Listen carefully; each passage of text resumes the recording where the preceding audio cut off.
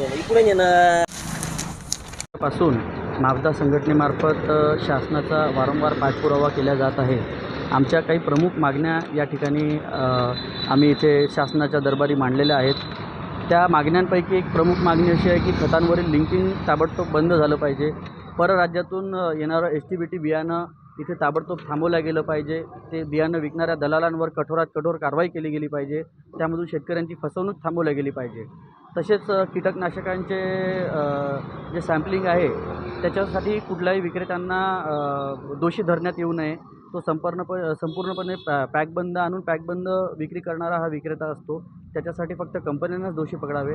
तशाच सोबत साथी पोर्टल जे आहे ते अतिशय वापरण्यासाठी विक्रेत्यांना अतिशय क्लिष्ट असून ते फक्त कंपनीपर्यंतच मर्यादित ठेवावे। कुठल्याही विक्रेत्यांना त्याचा वापरण्यासाठी जबरदस्ती केल्या जाऊ नये। त्याचप्रकारे